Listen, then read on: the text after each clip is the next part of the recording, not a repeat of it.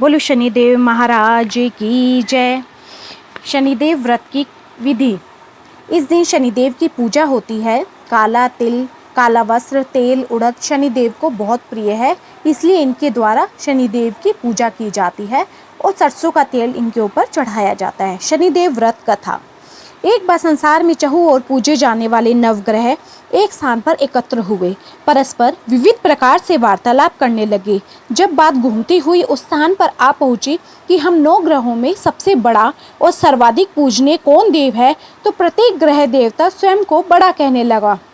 इस बात पर जब बहुत देर तक वाद विवाद होता रहा और कोई निर्णय नहीं हो सका, तो यह तय हुआ कि चलकर इंद्र से इसका निर्णय कराना चाहिए। सो वह 9 के 9 ग्रह इंद्रदेव के समक्ष उपस्थित हुए। उन सब की बातें सुनकर इंद्रदेव भी सोच में पड़ गए, किसे छोटा कहूँ और किसे बड़ा, किसकी श्रद्धा के पात्र बने और किसकी कोप के भाजन। अंत में सोच समझकर निर्णय ना करते हुए वे बोले, मैं अल्पबुद्धि इस बात का निर्णय करने में असमर्थ हूँ। मुझे तो आप सभी बड़े नजर आते हैं और मैं सभी का आदर सम्मान करता हूँ। इस पर नवग्रह संतुष्ट नहीं हुए और कहने लगे कि आपको निर्णय तो करना होगा। तब देवराज बोले, आप लोग मृत्यु लोक में जाइए, वहाँ एक अत्यंत न्यायप्रिय राजा विक्रमादित्य रहता है, आप उनके पास जाइए, वह अवश्य कोई ना कोई उचित निर्णय कर देंगे। इंद्र से निराश होकर नवग्रह मृत्यु लोक में जाने को तैयार हो गए। इस धर्म संकट से निकलकर इंद्रदेव ने सचमुच चैन की सांस ली। उज्जैन नगरी की उन दिनों सारे भारत में ही बड़ी धाक थी। एक तो वहाँ राजा विक्रमादित्य के दरबार में बड़े बड़े ज्ञानवान लोगों का सम्मेलन होता रहता था, दूसरे उस न्यायप्रिय राजा के न्याय से उज्जैन नगरी का सारे भारत में डंका बजता था।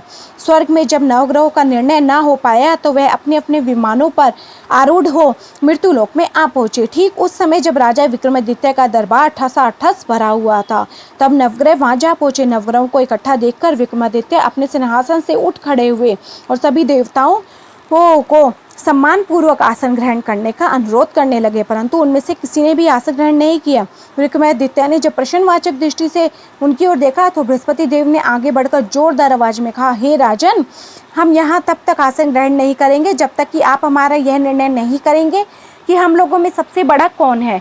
राजा अपने ऊपर आए इस धर्म संकट को देखकर पल भर में तो घबरा गया, परंतु शीघ्र ही उसने स्वयं को संभाल लिया और उसने मन में एक युक्ति सोच ली। दरबार में छोटे छोटे आसनों की एक पंक्ति प्रवेश द्वार तक चली गई थी। राजा ने उन लोगों से कहा कि आप यहाँ पर आसन ग्रहण कीजिए और मैं सोच कर अभी आपका निर्णय करता हूँ। यह कहकर राजा अपने सिंहासन पर बैठ गया। सिंहासन के निकट ही जो आसन पड़ा था उस पर भागकर बृहस्पति जी जा बैठे। उसके अगले आसन पर सूर्य देव जा बैठे। सूर्य के निकट ही चंद्रमा और फिर इसी क्रम में बुध, मंगल, राहु, केतु इत्यादि ने भी अपना अपना आसन ग्रहण कर लिया। पंक्ति में 8वें थे भार्गव, किंतु उन्हें भी संतोष था कि उसके बाद शनिचर ही बैठेंगे, किंतु आसन प्रवेश द्वार के समीप होने के कारण और सबसे अंत में होने के कारण शनिदेव उस पर नहीं बैठे। राजा विक्रमादित्य ने सोचा था कि जो ग्रह उस अंतिम आसन पर बैठेगा वह उसी को विनय और दयाशील के आधार पर बड़ा कह देंगे, पर वहाँ तो बात ही उल्टी पड़ गई। शनिदेव अति क्रोधी और विकट स्वभाव के देवता है। जब वे नहीं बैठे तो 8 ग्रह खिलखिला कर हंस पड़े। अपना इस प्रकार से अपमान होते देखकर शनिदेव की आंखें क्रोध में लाल हो गई और भ्रुकुटी तन गई। क्रोध से कांपते हुए बोले, राजन, मुझसे बैर लेकर तूने अच्छा नहीं किया है। क्या समझकर तूने मुझे इस प्रकार अपमानित किया है और क्यों मुझे तले बिठाना चाहा है। चांद ग्रह का प्रभाव 2.25 दिन तक रहता है। सूर्य, शुक्र और बुध का प्रभाव केवल 1 मास, मंगल 2 मास, गुरु 13 मास, राहु और केतु 18 मास रहते हैं, जबकि मैं 7.5 वर्ष तक रहता हूँ। इसलिए हे राजन, अब तू सावधान हो जा। तूने तो जो मेरा अपमान किया, इसका दंड तुझे अवश्य मिलेगा। राजा के कुछ दिन तो आराम से बीते, लेकिन शीघ्र ही शनिदेव की क्रोध दृष्टि फिरी और राजा पर 7.5 आ गई। उन्हीं दिनों एक व्यापारी घोड़े बेचने के लिए उज्जैन नगरी में आया। सुंदर सुंदर घोड़े देखकर राजा का जी ललचा गया। राजा ने उन्हें खरीदने का आदेश दिया। घोड़ों में एक घोड़ा भंवर नाम का था।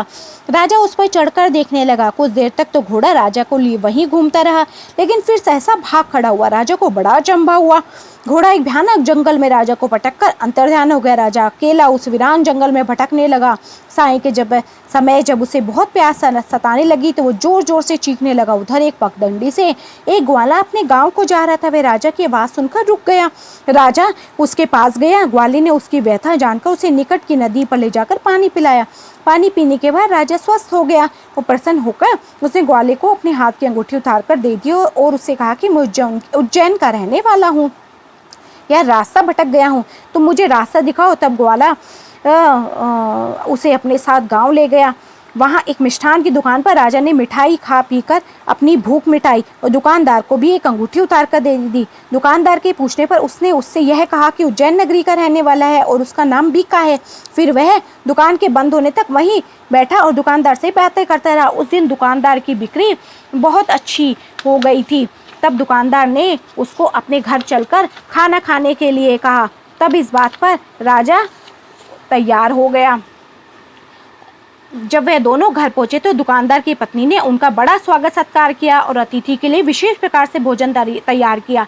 भोजन करते समय एक अद्भुत घटना घटी। जहां राजा भोजन कर रहा था वहां सामने की दीवार पर सोने का एक सतलड़ा हार टंगा हुआ था। उसके पीछे एक चित्र था। सहसा ही वह हार वहां से अदृश्य हो गया। दुकानदार के यहाँ एक बांदी थी। उसने जाकर घर की मालकिन से कहा कि वहाँ खूंटी पर हार नहीं है। अब बात दुकानदार तक पहुंची तो उसने राजा से पूछा कि बताओ हार कहाँ है। तो राजा ने कहा मुझे नहीं मालूम। जब कोई निर्णय नहीं हो सका तो दुकानदार राजा को उस नगर के राजा के पास ले गया। उस नगर के राजा ने जब विक्रमादित्य की भोली भाली सूरत देखी तो उसने कहा कि यह व्यक्ति चोरी नहीं कर सकता और यह कहकर उसने विक्रमादित्य को छोड़ दिया। विक्रमादित्य जब उस नगर में यूं ही इधर उधर घूम रहा था तब उस नगर कि एक तेली ने उससे कहा कि वह उसके यहाँ काम कर ले और उसे वह रहने को स्थान देगा और खाने को सामग्री भी देगा। तब राजा मान गया और तेली उसे अपने घर ले गया। वहाँ सारा दिन राजा धानी पर बैठा और बैलों को हाँकता रहता और तेली बाजार में तेल बेच आता। जब वर्षा ऋतु आई और मूसलाधार वर्षा होने लगी तब धानी पर बैठे हुए विक्रमादित्य ने मौज में आकर ऊंचे ऊंचे स्वर में राग अलापना आरंभ कर दिया। निकट ही उस नगर के राजा का राजमहल था। वहां खिड़की में बैठी राजकुमारी ने जब उस राजा का मधुर स्वर में गीत सुना तो वह अपना दिल हार बैठी। उसने अपनी बांदी को पता करने के लिए भेजा। बांदी वहां राजा को गाते हुए देखकर लौटी तो राजकुमारी से बोली कि वहां पर तो कोई अति सुकुमार नव युवक बैठा मस्ती में आंखें बंद किए गा रहा है। राजकुमारी ने सुना तो उसने अन्न जल का त्याग कर दिया। रात तक जब उसने कुछ नहीं खाया तो रानी ने आकर उसे समझाया पर वह बोली कि वह तो उस गाने वाले से ही शादी करेगी। रानी ने जाकर राजा से कहा कि राजकुमारी एक तेली पर मोहित हो गई है और उससे ब्याह रचाना चाहती है। राजा ने सुना तो बहुत क्रुद्ध हुआ। उसने तेली के घर से विक्रमादित्य को बुलाया और उसके हाथ काटकर जंगल में फिकवा दिया।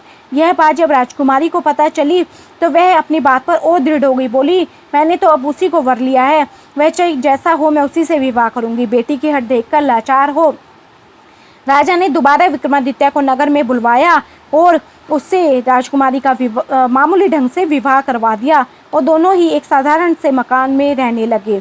एक दिन जब विक्रमादित्य सोया था तो स्वप्न में उसे शनिदेव महाराज नजर आए।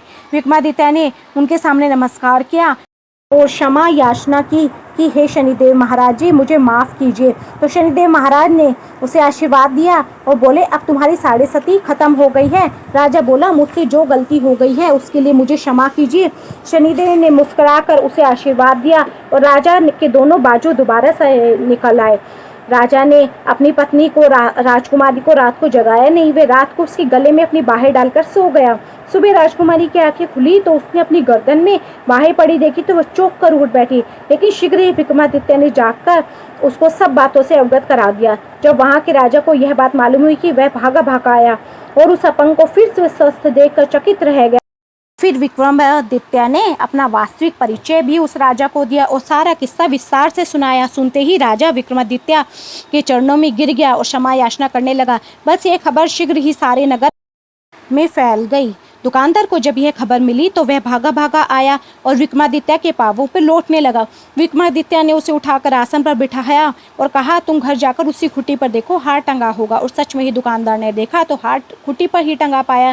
फिर विक्रमादित्य ने वहाँ के राजा से विदा मांगी और तब वहाँ के राजा ने हाथी घोड़े और नौकर नौकरानियों के साथ लश्कर समेत विक्रमादित्य को विदा किया। राजा विक्रमादित्य जब राजकुमारी को लेकर अपनी नगरी उज्जैन में वे लश्कर समेत पहुंचा तो सारी नगरी में उत्साह छा गया। अपने राजमहल में प्रवेश करने से पूर्व विक्रमादित्य ने नवग्रहों की पूजा की और शनिदेव को सर्वोच्च स्थान दिया। साथ ही उसने नगर भर में ढिंडोरा पिटवा दिया कि शनिदेव मनोवांछित फलों को देने वाला है और नवग्रहों में सर्वोच्च स्थान रखते हैं। और इस प्रकार शनिदेव को मनाकर विक्रमादित्य ने अपने राज्य, यश और कीर्ति को वापस प्राप्त कर लिया। बोलो शनिदेव महाराज की जय, नवग्रहों की जय। सो फ्रेंड्स, आगे भी ऐसी वीडियोस देखने के लिए मेरे चैनल को लाइक, शेयर एंड सब्सक्राइब करें। Thank you for